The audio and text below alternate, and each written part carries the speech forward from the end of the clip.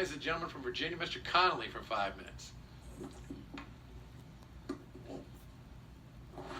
Wow.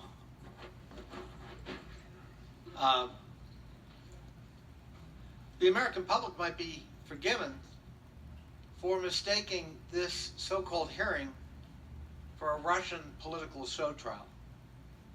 It's got all the trappings: character assassination, demagoguery, connecting dots that aren't meant to be connected, generalizing from an isolated incident, cherry-picking facts, sometimes fabricating facts. It's astounding.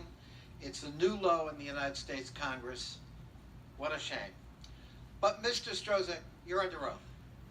And my understanding is the big Republican beef, in order to discredit you and discredit the FBI and thereby, hopefully, from their point of view, undermine the Mueller investigation, hinges on the fact that you sent out some indiscreet personal emails about your political views on the then pending 2016 election. Is that correct?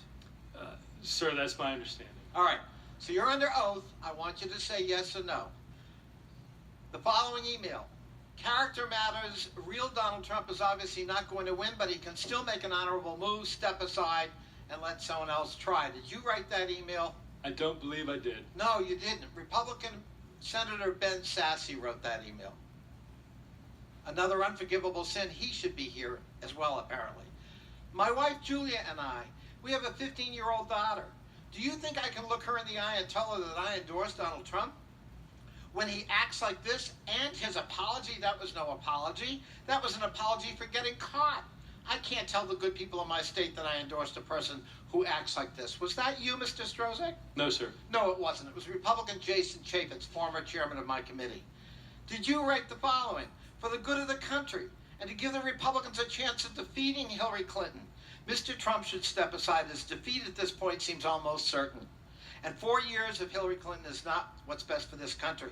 Mr. Trump should put the country first and do the right thing.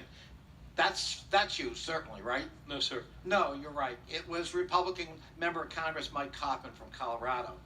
In light of these comments, Donald Trump should step aside and allow our party to replace him with Mike Pence or another appropriate nominee. I cannot in good conscience vote for Donald Trump, and I would never vote for Hillary Clinton. That's yours. No, sir. No, that's Republican Barbara Comstock of our home state of Virginia. All right, well, here's another one. It's now clear Donald Trump is not fit to be president of the United States and cannot defeat Hillary Clinton. I believe he should step aside and allow Governor Pence to lead the Republican ticket. You wrote that one. No, sir. You didn't? No, you're right. That's Republican Bradley Byrne of Alabama. Well, how about this one? Donald Trump's behavior makes him unacceptable as a candidate for president, and I won't vote for him. As disappointed as I've been with his antics throughout this campaign, I thought supporting the nominee was the best thing for our country and our party. Now it's abundantly clear that the best thing for our country and our party is for Trump to step aside and allow responsible, respectable Republicans to lead the ticket. You wrote that one. No, sir. Oh, no. That was Republican Martha Roby of Alabama. Well, how about this one?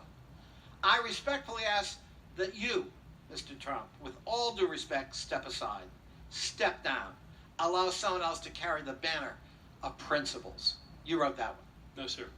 No, you're right again. That was Republican Senator Mike Lee of Utah. So it sounds like when you were writing these emails in the heat of the campaign, you had a lot of good company on the Republican side of the aisle. And now you're an orphan. I wonder what changed.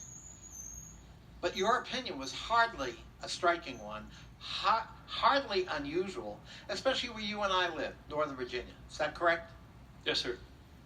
So your sin of writing an email criticizing the candidate Trump and predicting he would lose was not an isolated kind of opinion. Is that correct? No, it was not, to my knowledge. And do you, under oath, confirm what the Inspector General, Mr. Horowitz, said? There's no evidence, your personal opinion notwithstanding, that in any way it tainted the ongoing criminal investigation led by Mr. Mueller. I do. That's your testimony, under oath. Yes. I thank you. And I'm so sorry for the treatment you've received here today. As a member of Congress, as a member of the Oversight and Government Reform Committee, I take no pleasure in watching this spectacle. Thank you, Mr. Strzok, for being here. The chair recognizes the gentleman from Texas.